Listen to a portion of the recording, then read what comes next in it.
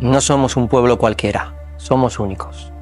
Somos la tierra de la huerta, de los coches en doble fila, del esmorzaret, de la paella, de la horchata, del cremaet, del mistela. Somos la tierra de la coca de llanda, de los semáforos sin sentido.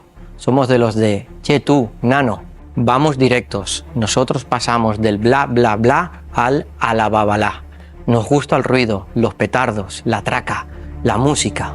Y si el ruido de un tambor resonando por las alas de un murciélago nos llevó a la conquista, hoy es el ruido de las palas y los cubos los que nos hacen salir victoriosos. No somos un pueblo cualquiera, somos Valencia, la ciudad de los valientes. Porque hay que ser valientes para ser generosos, para arriesgarse, para darse a otros, para arriesgar su vida, aunque la perdamos.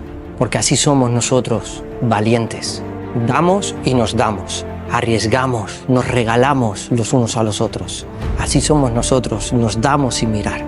Ofrendamos lo mejor, porque lo viejo nosotros lo quemamos. Así somos nosotros, una tierra generosa. Nos arriesgamos sin mirar, porque somos un pueblo de valientes.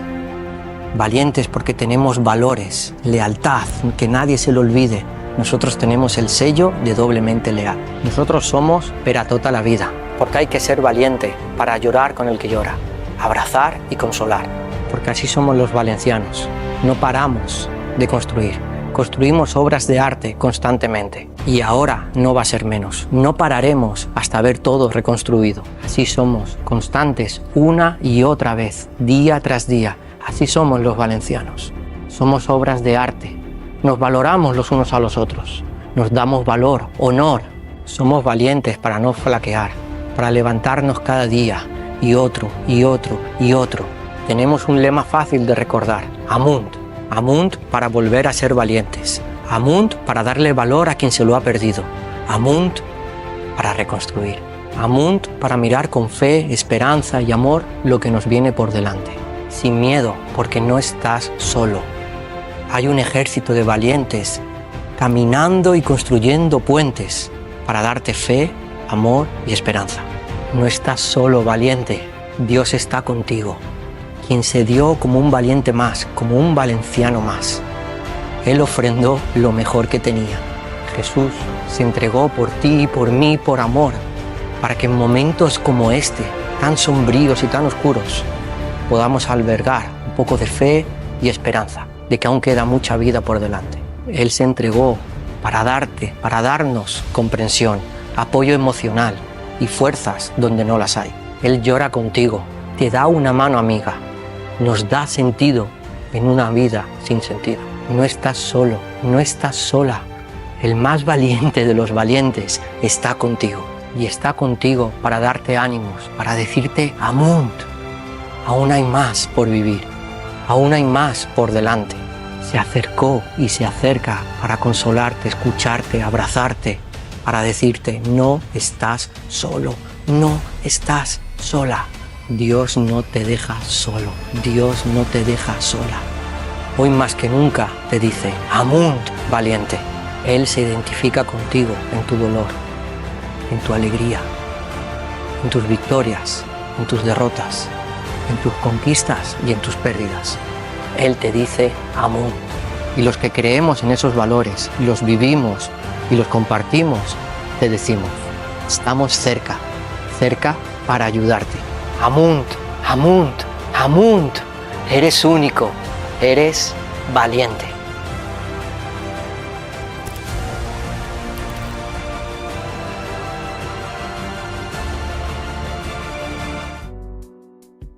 Te invitamos a ser parte de nuestra gran familia en Punto de Encuentro Valencia. Hay un lugar para ti y queremos caminar juntos en tu crecimiento espiritual. Estas son nuestras reuniones cada semana. Reunión principal. Los domingos a las 11:30 horas. Un tiempo especial de adoración y enseñanza. Escuela Bíblica. También los domingos a las 10 horas. Profundiza en la palabra de Dios antes de la reunión principal. Desayuno solidario. Cada domingo a las 9:30 horas compartimos un desayuno para bendecir a nuestra comunidad. Grupo de mujeres valientes y valiosas. Los viernes a las 10:30 de la mañana, un espacio de encuentro y apoyo para mujeres. Jóvenes Giants. Los viernes a las 19:30 horas, donde los jóvenes se encuentran para aprender, crecer y divertirse. Grupos en hogar, Shants. También nos reunimos en hogares. Acércate a los líderes para más información y únete a una reunión cercana. Grupos en hogar. Reuniones semanales para compartir la vida y la palabra en un ambiente cercano. Únete a un grupo cerca de ti. Nos reunimos en calle Baladre, 3, Valencia. Queremos conocerte y caminar juntos en fe.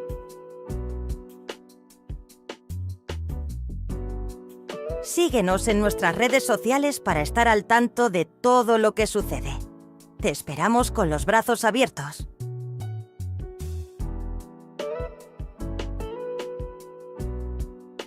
Somos Punto de Encuentro.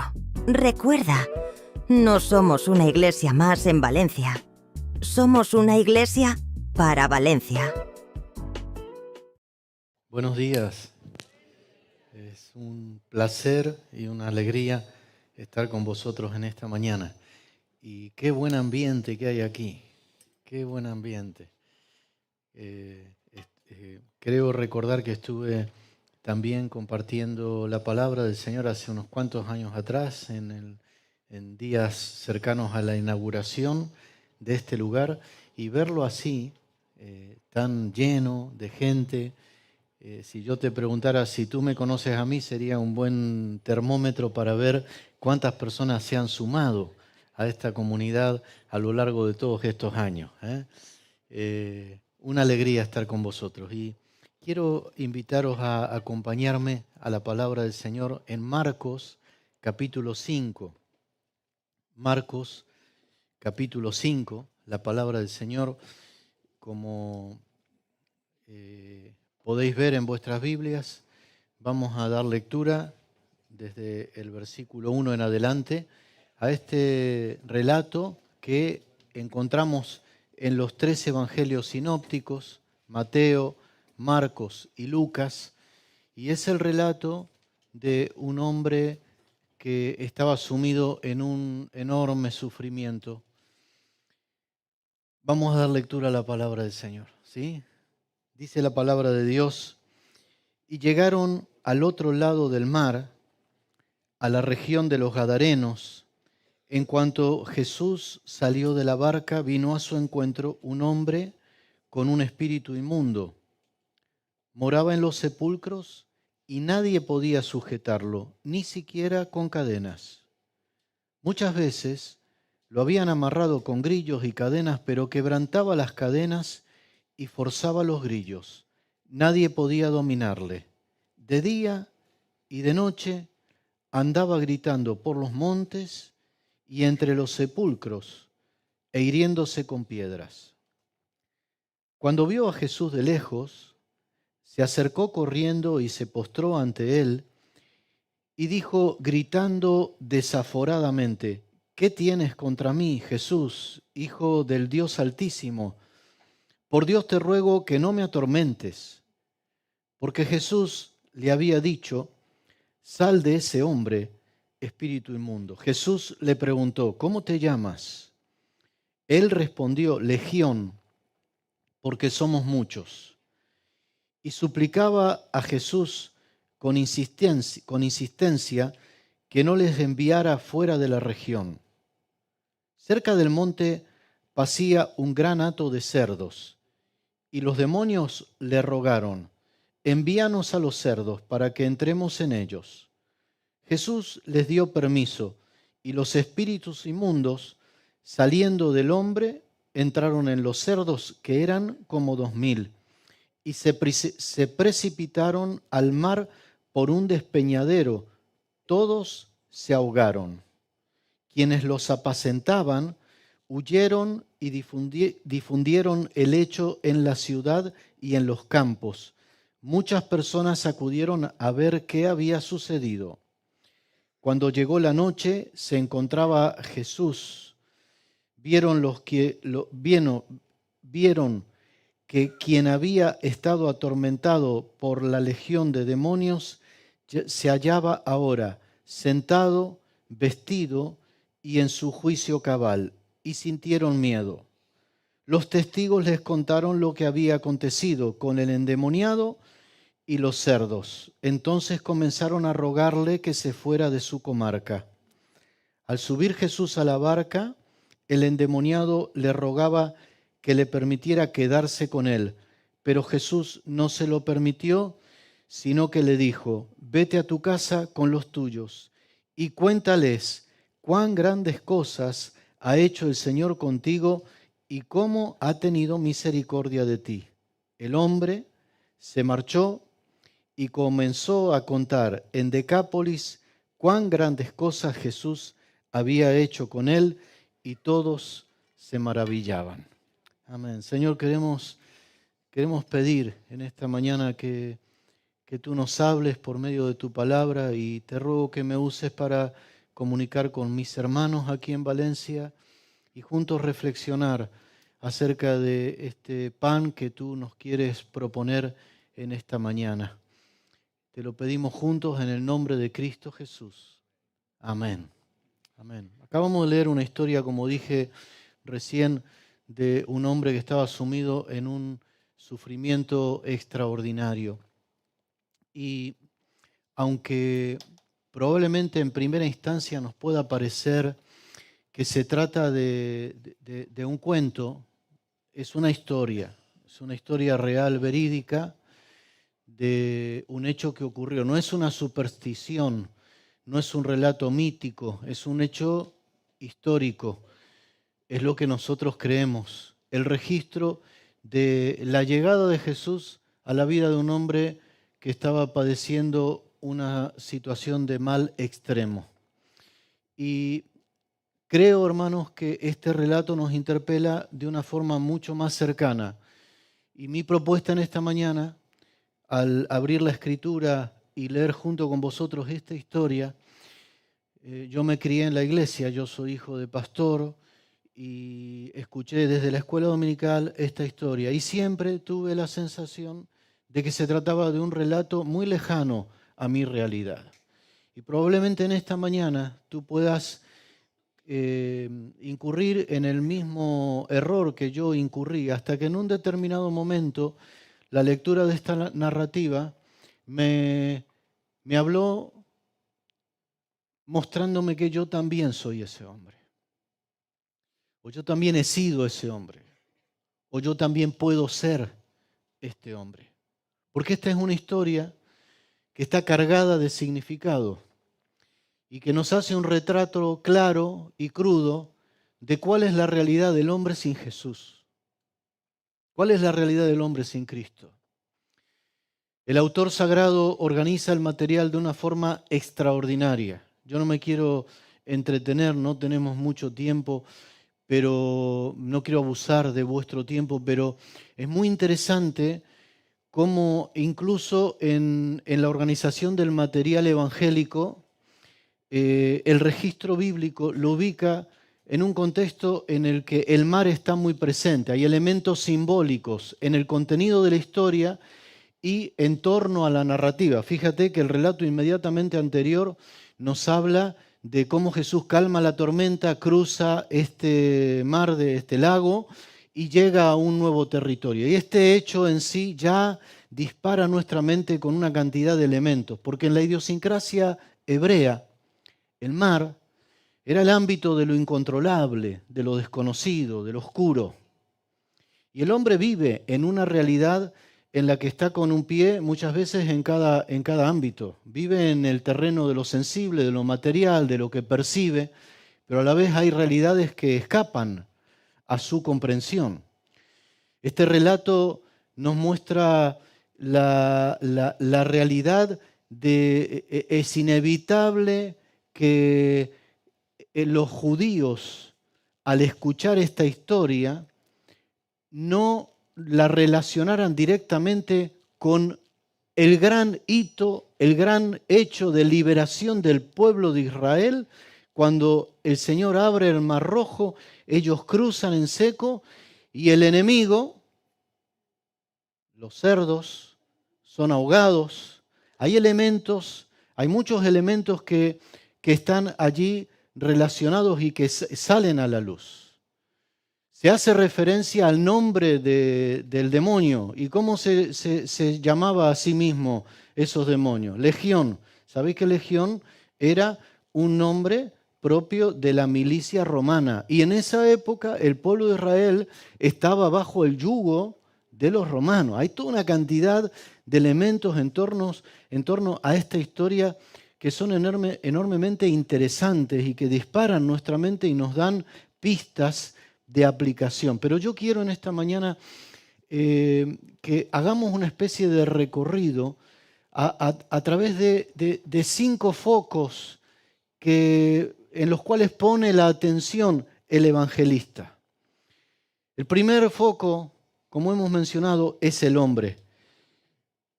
Y hemos leído desde el versículo 1 al versículo 5, la atención, la descripción se centra en el hombre. ¿Y cómo describe a este hombre?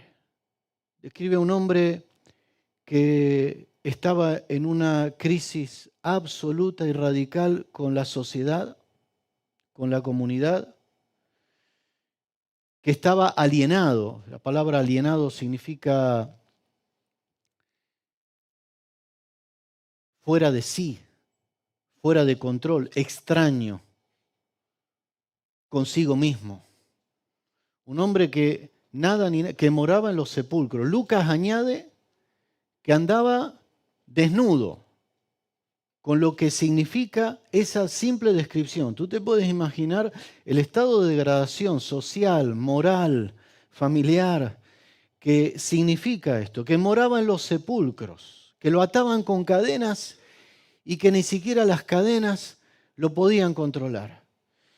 Entonces quizá tú podrías decirme, Daniel, recién dijiste que este relato habla de nosotros, habla de mí.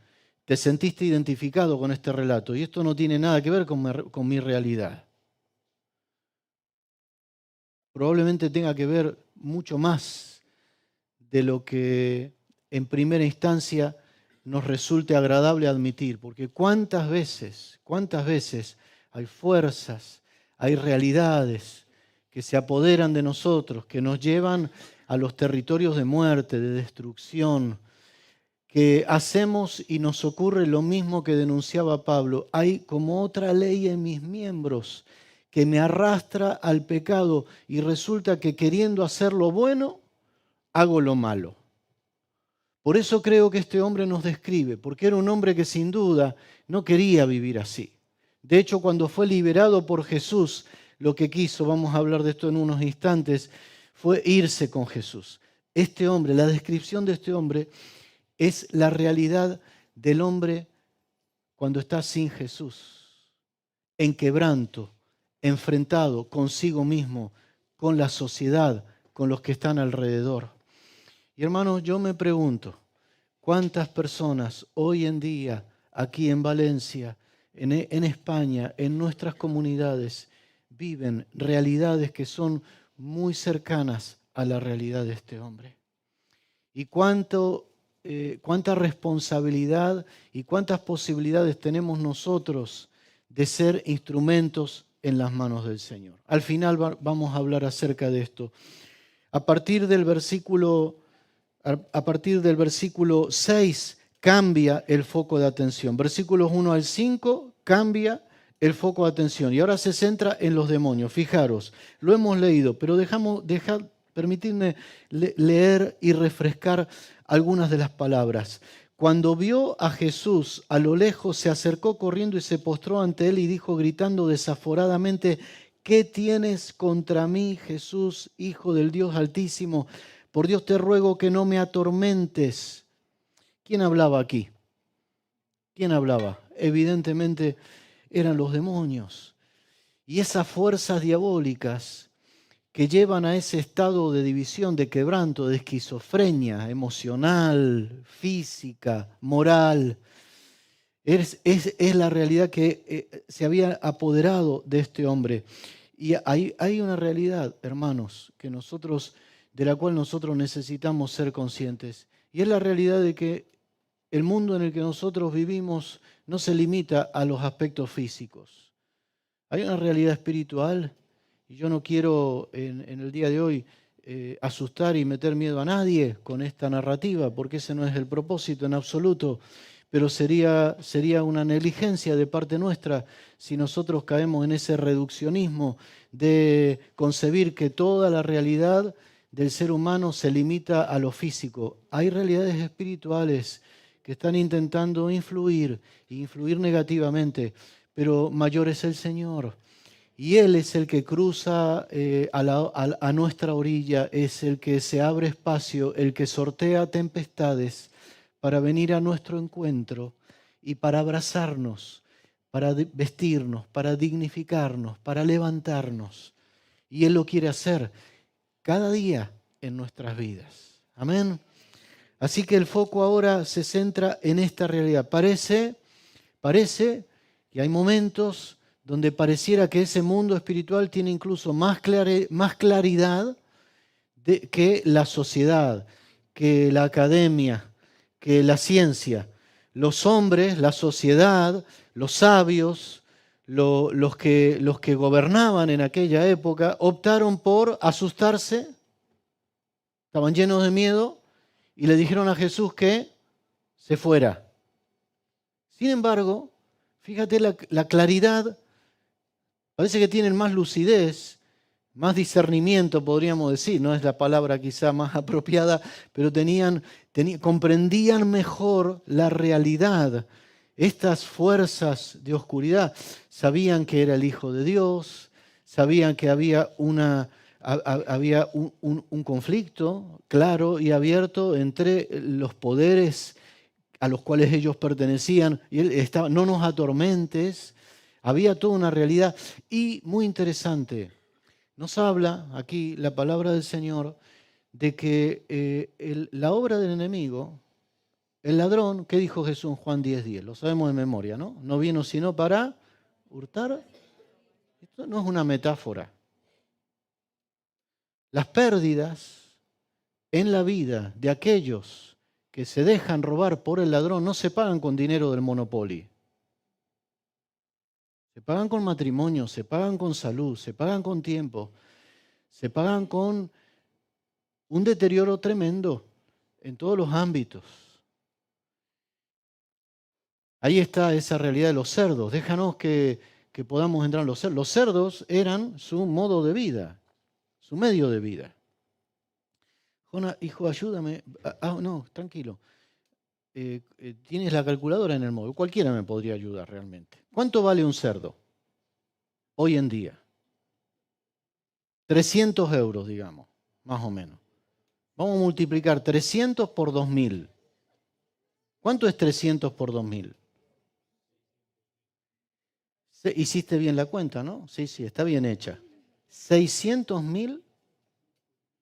¿Quién tiene aquí suelto 600.000 euros que... ¿Cuál fue la pérdida? ¿Cuál fue el coste? Quiero llamar tu atención con esta ilustración, esta graficación, que la realidad es que hay pérdidas significativas. Y para Jesús, una vida vale mucho más que todo el oro del mundo. La pérdida y el daño que ocasiona el maligno es enormemente significativa. Esta es la realidad que nos describe. El foco de atención se ha centrado hasta el versículo 11. Suplicaban con insistencia que no los enviara fuera de la región. Pero versículo 11 en adelante cambia ahora el foco de atención y se ponen los porqueros. Tercer grupo de personajes que intervienen en esta historia, tercer énfasis, los terceros protagonistas son los cuidadores de los cerdos. Y la reacción de los cuidadores de los cerdos es enormemente interesante y nos ayuda. Hay como una especie de pedagogía de la realidad social que muchas veces nosotros como hijos de Dios y como seres humanos y como personas llamadas a representar a Cristo en la tierra vamos a enfrentar. Y están representados en los porqueros.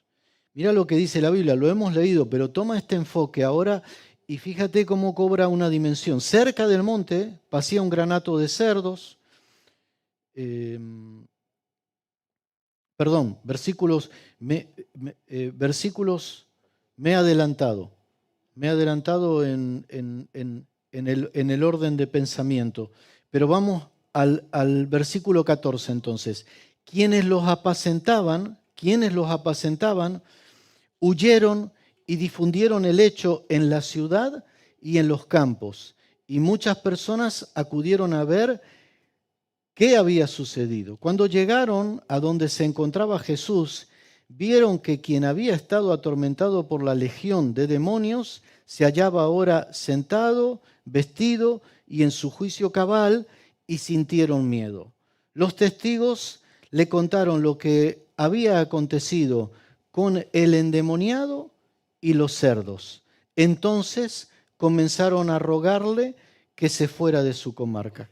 Acabo de mencionar que esta porción de la Escritura, también al poner el foco en este grupo de personajes que intervienen en los porqueros, representa esta realidad. Y fijaros qué interesante la forma en la que se refieren a este hombre. Una sociedad que lo único que había podido hacer para contener el dolor y el sufrimiento era tomar distancia, aislarse, colocar camisas de fuerza, atarlo con cadenas, porque las posibilidades del ser humano para ayudar al ser humano que está en sufrimiento son enormemente limitadas. Solo Jesús puede llegar al fondo de la cuestión. Las posibilidades de la sociedad para tratar con aquel que vive en quebranto y en dolor muchas veces son deshumanizantes. Notad que ninguno de nosotros sabemos cómo se llamaba este hombre. ¿Cómo se llamaba? Lo que sabemos es la etiqueta deshumanizante que la sociedad le había colocado en la frente. Él era, pero para este momento ya no estaba endemoniado. Pero seguía cargando con la mochila, con el estigma, con el dolor. ¿Qué les importó más? ¿Vieron a este hombre sentado, vestido, en su juicio cabal?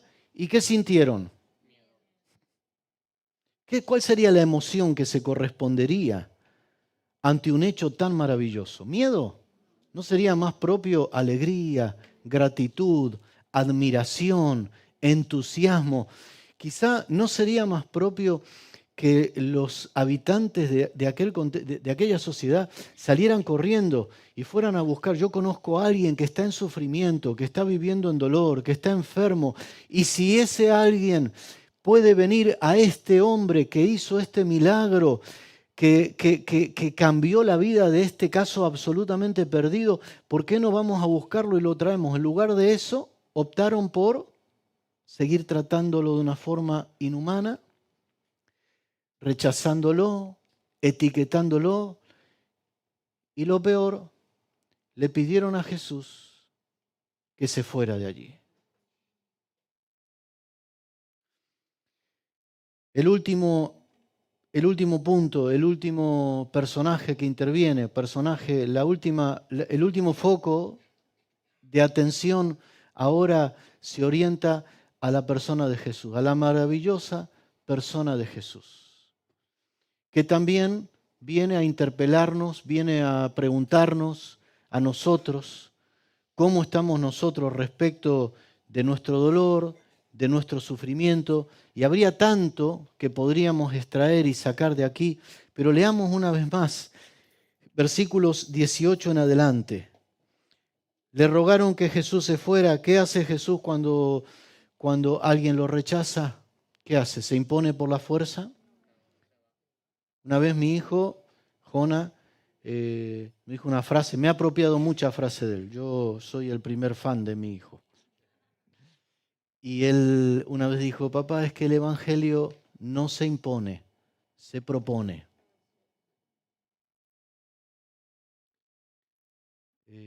Si tú estás luchando con un hijo adolescente que está luchando o está en dificultad, no lo traigas de la oreja a la iglesia.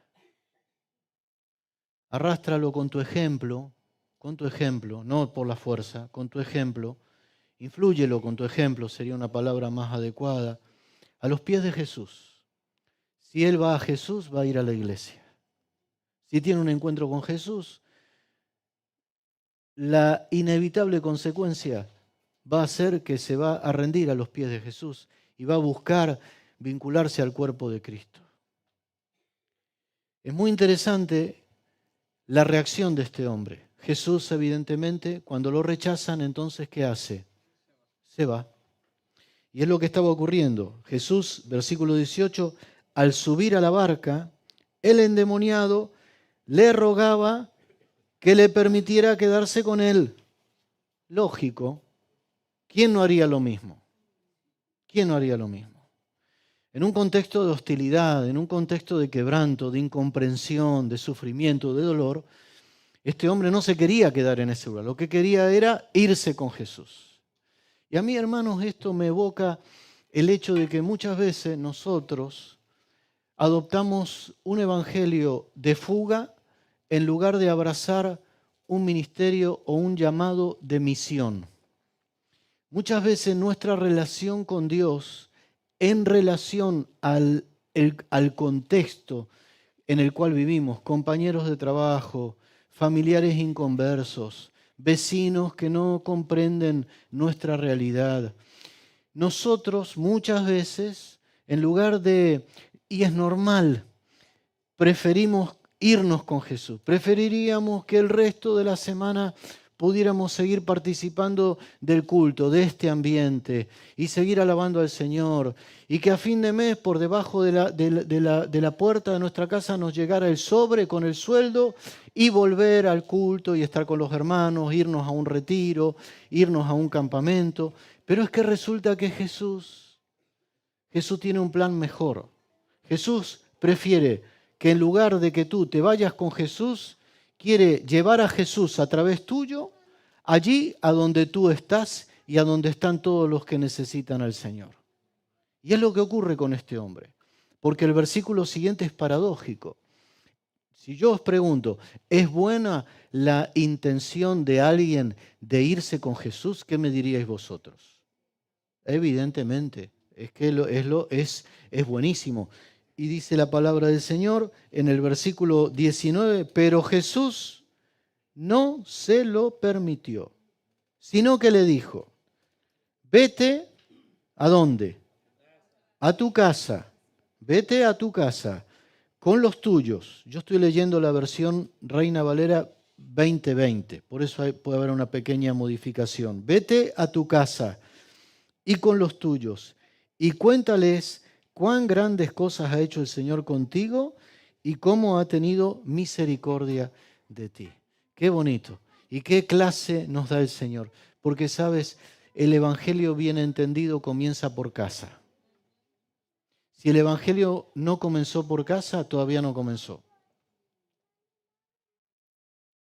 Si el Evangelio no comenzó por mi matrimonio, si no comenzó por mi paternidad, si no comenzó por ser testigo en la distancia corta, donde yo suelto la barriga, donde yo soy quien soy, sin cartón pintado, sin apariencias, sin maquillaje. Si no comenzó por allí, todavía está por comenzar. Y es por allí por donde debe comenzar. El ministerio comienza en ese lugar. Vete a tu casa, vete a los tuyos y cuéntales. Qué buena dinámica el Señor introduce de una forma maravillosa. Piensa en los demás, busca a los demás para compartir con los demás cuán grandes cosas.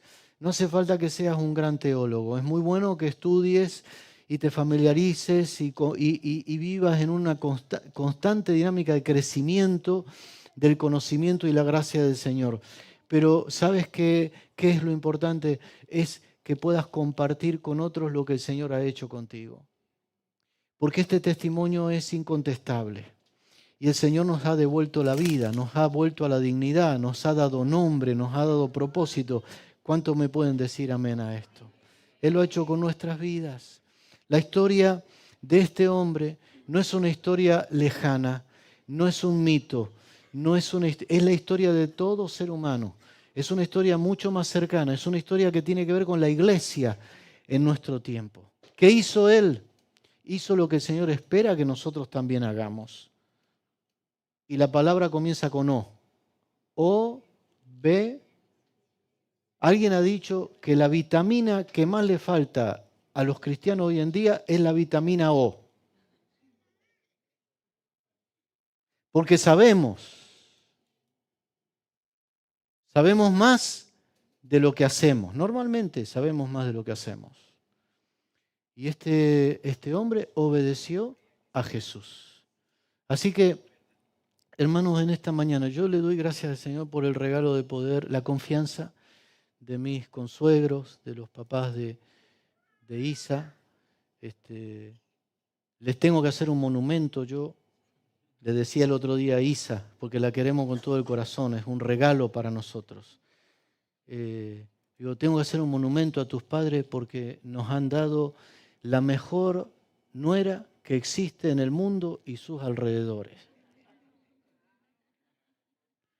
Estamos muy agradecidos al Señor, pero estoy muy agradecido al Señor por la confianza de brindarme este espacio para compartir con vosotros la palabra del Señor. Y quiero animarte, yo ya estoy finalizando, si el grupo Alabanza quiere pasar, yo quiero en estos minutitos finales, hemos tocado distintos tópicos en esta mañana.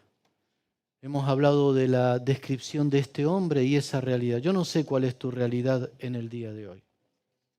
Tal vez hay elementos que te resuenan y tú puedes decir, yo en ciertos aspectos me identifico, me siento incomprendido, me siento en una realidad que no puedo controlar, necesito ayuda.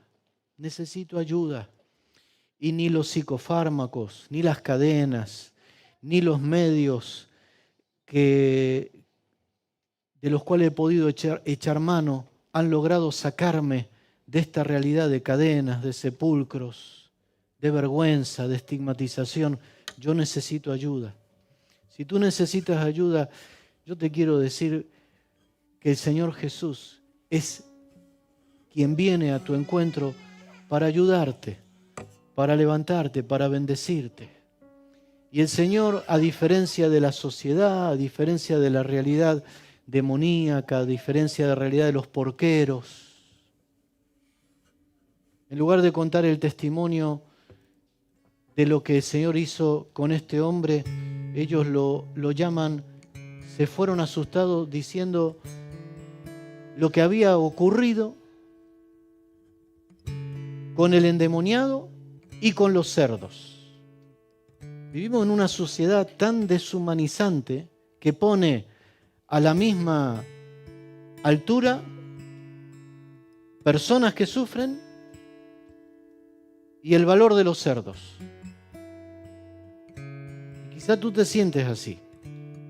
Es que yo no valgo. Para Jesús tienes un valor incalculable. Él ha dado su vida por ti. Y es más, el Señor te quiere encomendar a una misión como lo hizo con este hombre. Tan bonito. El Señor confía en nosotros y el Señor quiere usar tu vida para que pueda ser un instrumento en sus manos. Pero tú solo vas a poder compartir con otros aquello que el Señor haya hecho en tu corazón. Por eso en esta mañana yo te quiero invitar a que en los distintos elementos, en los distintos focos de atención que esta historia tan preciosa nos invita, podamos decirle al Señor, yo necesito escucharte y quiero oírte y decirte sí a ti. Quiero decirte sí a ti. Yo en este aspecto me siento como este hombre. Yo veo que tú vienes a mi vida para poner orden, para poner paz, para dignificarme, para vestirme, para sentarme a tus pies, para darme entendimiento en su juicio cabal, para poner orden en mi mente, en mis emociones, para sintonizarme en todos los ámbitos de mi vida. Y yo tal vez estoy tan entusiasmado con ese evangelio que estoy cayendo en la deriva de convertirme en un religioso. Me quiero ir contigo, quiero vivir en una burbuja, pero tú tienes un plan mejor conmigo. Y es el de introducirme en la senda del propósito, del llamado, de ser un discípulo que discipula a otros. Alguien que, como el pastor César nos dijo hoy, tiene una revelación de Jesús más profunda, más íntima. ¿Qué te parece si nos ponemos de pie y tomamos un momentito para hacer un altar ahí donde estamos, delante del Señor? Y presenta tu vida delante del Señor. Mientras adoramos al Señor, hazlo, comienza a hablar con el Señor.